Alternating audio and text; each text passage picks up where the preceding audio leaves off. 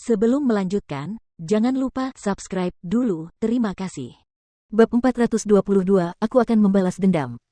Para tetua keluarga Qi menyebar, menghalangi semua rute pelarian begitu Qi Lei menyingkirkan semua kepura-puraan. Seorang tetua keluarga Qi berteriak dengan marah, bunuh Wang Dingxi terlebih dahulu, lalu semua murid laki-laki gerbang Asura di kota Enigma. Tangkap murid perempuan yang tersisa sebagai mainan bagi murid keluarga Qi kita.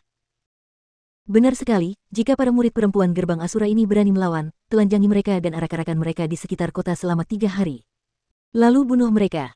Tetua keluarga Qi lainnya mendukung.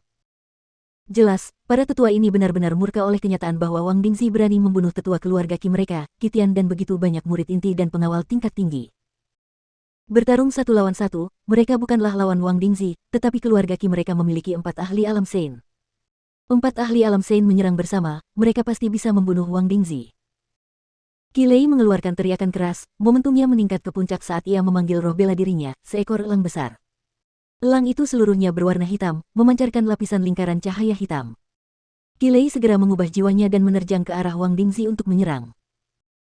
3 ahli alam suci utama lainnya dari keluarga Qi mengikuti, mengubah jiwa, dan bergabung dengan Qi Lei dalam menyerang Wang Dingxi.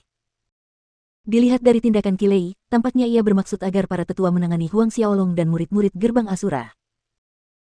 Namun, tepat saat Qi Lei dan 3 ahli alam Sein keluarga Qi lainnya melompat ke arah Wang Dingxi, gelombang energi yang kuat tiba-tiba berputar dari tanah.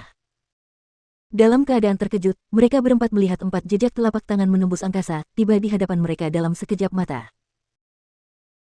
Ketika keempat orang itu mengangkat tangan untuk bertahan, jejak telapak tangan yang mengagumkan itu lenyap dari pandangan, namun tubuh Qi Lei dan ketiga ahli alam suci keluarga Qi bergetar sesaat, kemudian, bagaikan daun-daun layu yang tertiup angin, keempat sosok itu terlempar keluar. Terdengar ledakan keras, keempat orang itu jatuh ke tanah melalui atap aula utama keluarga Qi. Para tetua lainnya yang bersiap menyerang Huang Xiaolong tetap membeku di tempat, menatap patriark mereka, 4 ahli alam Sein keluarga mereka dengan tatapan kosong. Tak seorang pun bersuara. Pada saat ini, mungkin karena merasa terlalu kenyang atau karena ia ketakutan, salah satu tetua Qi kentut dengan keras. Bau busuk dan suara keras itu datang terlalu tiba-tiba, menyadarkan tetua lainnya. Akan tetapi, mereka tidak berminat untuk mengetahui apa yang membuat tetua itu mengeluarkan kentut bau yang begitu besar saat mereka bergegas ke sisi Qi Lei dan ketiga ahli alam suci. Kepala keluarga. Tetua Agung Kuyun Hai. Sekelompok tetua keluarga Qi berteriak panik, semua orang bingung dan kacau. Beberapa saat kemudian, mereka berempat dibantu bangun dari lantai. Itu kamu. Qi Lei berdiri, matanya menatap Huang Xiaolong dengan ketakutan. Orang yang menyerang dan melukai itu sebelumnya adalah Huang Xiaolong. 1 gerakan. Pemuda itu hanya menggunakan 1 jurus. Pemuda berambut hitam yang mereka abaikan ini hanya menggunakan 1 jurus. Huang Xiaolong melangkah keluar, berjalan perlahan ke arah Qi Lei. Baru sekarang Qi Lei dan para tetua menyadari bahwa Wang Dingxi mengikuti di belakang pemuda berambut hitam itu dengan sikap penuh hormat. Tidak, Wang Dingxi justru seperti seorang budak yang menyanjung.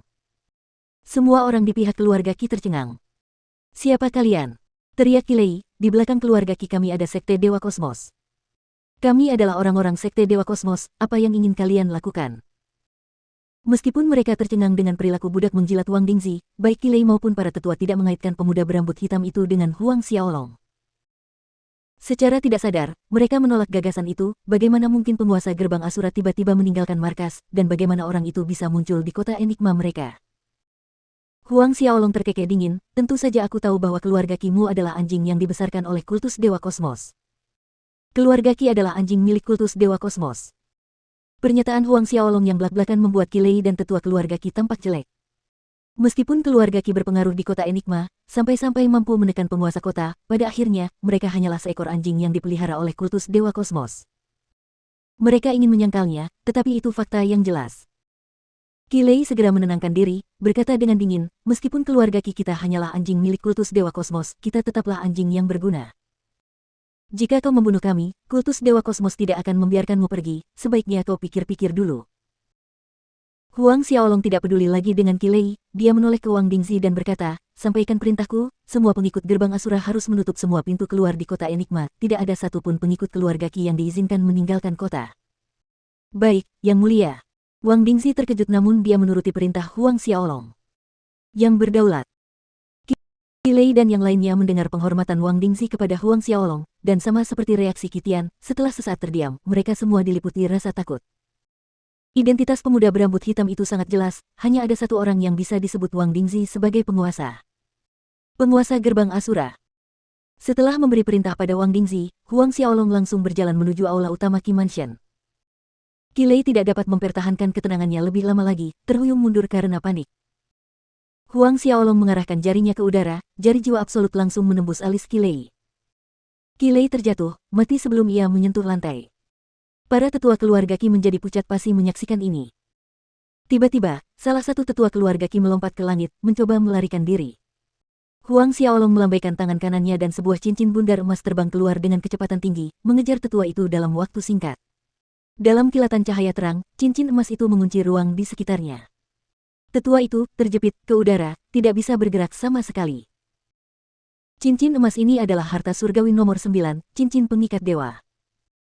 Setiap harta karun surgawi memiliki efek magisnya sendiri. Seiring kekuatan Huang Xiaolong terus meningkat, kegunaan dan kehebatan harta karun surgawi ini ditemukan olehnya, memamerkannya satu demi satu. Huang Xiaolong menghancurkan tetua keluarga Qi hingga berkeping-keping dengan Great Void Divine Fist setelah menjepitnya di tempat dengan God Binding Ring. Dengan gerakan yang lincah, dia mengeluarkan bendera hantu tertinggi dan menyerap jiwa tetua keluarga Qi ke dalam bendera tersebut, mengubahnya menjadi salah satu roh hantu. Dua prajurit alam suci yang lain berencana untuk lari juga, tetapi menyaksikan akhir dari tetua itu membuat pergerakan mereka terhenti tiba-tiba. Naga Dewa Muda yang mulia, kami bersedia mengkhianati kultus Dewa Kosmos dan bersumpah setia kepada Gerbang Asura. Salah satu dari dua ahli alam Sein berlutut ketakutan, dengan cemas memohon kepada Huang Xiaolong, jangan bunuh kami. Ahli alam Sein lainnya bereaksi, dengan cepat berlutut dan memohon belas kasihan juga. Dalam sepersekian detik, semua tetua keluarga Qi berlutut seperti pohon tumbang, bersujud tanpa henti agar nyawa mereka diselamatkan. Sebuah cahaya berkelebat di mata Huang Xiaolong. Rencana awalnya adalah mencabut keluarga Qi ini, memusnahkan setiap murid keluarga Qi di kota Enigma. Namun sekarang, melihat para tetua keluarga Qi ini, ia mengubah rencananya. Kota Enigma sangatlah penting karena merupakan perbatasan yang berbatasan dengan wilayah kultus Dewa Kosmos. Akan lebih baik jika ada lebih banyak ahli alam suci yang membantu Wang Dingzi dalam menjaga kota Enigma. Buka penghalang menuju lautan jiwamu. Perintah Huang Xiaolong. Buka penghalang lautan jiwa kita. Para ahli keluarga Qi tercengang. Pada akhirnya, para ahli keluarga Qi ini hanya bisa mendengarkan seperti anak-anak yang berperilaku baik, meruntuhkan penghalang di lautan jiwa mereka, yang memungkinkan Huang Xiaolong untuk memberi cap pada kesadaran mereka. Sementara itu, di luar, di sebuah ruangan rahasia jauh di dalam kompleks Qi Mansion, selain laut Qi-nya yang hancur, sebagian besar luka Hu Guang pulih setelah meminum ramuan milik keluarga Qi yang mereka simpan selama bertahun-tahun. Menatap kedua lengannya yang tumpul, Hu Guang tidak dapat menahan amarah yang menguasai hatinya. Aku akan membalas dendam. Aku ingin mencabik-cabik bajingan kecil itu menjadi ribuan bagian. Aku akan membiarkan dia merasakan sakit 1000 kali, tidak, 1.000.000 kali lebih sakit dariku.